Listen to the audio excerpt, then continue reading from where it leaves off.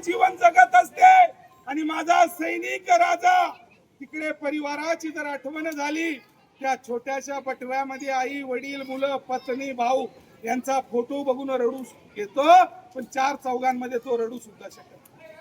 तुमच्या माझ्या समोर जर रडलं तर तुम्ही म्हणणार आरामखोराची ड्युटी करायची जीवावर येते म्हणून अवरणी राहील.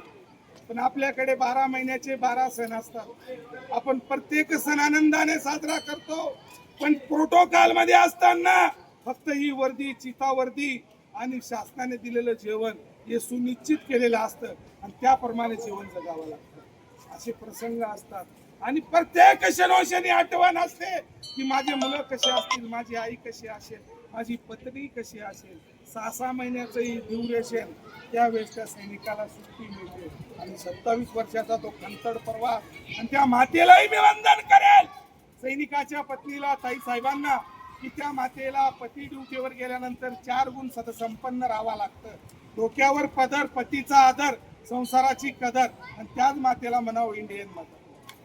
त्या मातेच्या नावाने जोरदार टाळ्या वाजवा, कारण 27 वर्षाचं बलिदान. कुठल्या तरी एज्युकेटेड घराची मुलगी रेशमाच्या गाठीमध्ये सैनिकाशी लग्न होतं आणि तो सैनिक 2 महिन्याची सुट्टी संपल्यावर निघून जातो. आणि आपण सांगतो कधी कधी तर अशा ठिकाणी असे देखील प्रसंग येतात तर आपलाच काही म्हणतात तो त्यानंच करणे त्याला कसं काय करू. सैनिकाला कुठे कुठे मुलगी सुद्धा देत नाही, असे देखील प्रसंग आहेत. 15 ऑगस्ट 26 जानेवारी आली की आपली देशभक्ती जागृत होते. आज तुम्ही मला सांगा की साहेबांनी 27 वर्ष काढले. काही दिवसापूर्वी तुम्ही बघितलं होतं पुलवामा ते लेथपुराला ईस्ट इंडिया कंपनी गेल्यानंतर, इंग्रज गेल्यानंतर जर सर्वात जास्त सैनिक शहीद झाले असतील त्या पुलवामा मध्ये झाले. मोठ्या मोठ्या बड्या नेत्यांनी घोषणा केल्या इनका बलिदान व्यर्थ नाही जाएगा. 4 दिवसानंतर त्या मीडियाने हेडलाईन्स दाखवली नाही. कोणाचा मुलगा गेला, कोणाचा बाप गेला, कोणाचा पती गेला, कोणाचा भाऊ गेला. 4 दिवसानंतर भारत त्यांना विसरला कुठेतरी. आणि तुम्ही मला सांगा एखाद्या मंत्र्याचं कुत्र आजारी असलं तर 4 वेळा ते टीव्हीला दाखवतात. पोलीस प्रशासनात आणि पॅरामिलिटरी फोर्स, नेव्ही, आर्मी याच्यात जाणारा फक्त शेतकऱ्याचा मुलगा असतो. तो बाप त्या काळ्या मातीशी लढत असतो आणि त्याचाच मुलगा तिकडे बाउंड्रीवर प्रहरी असतो आणि बाप त्या काळ्या मातीला येरे येरे पावसामध्ये. म्हणून माझा शेतकरी जेव्हा पेरेल तेव्हा राष्ट्रपतीपर्यंत जेवेल.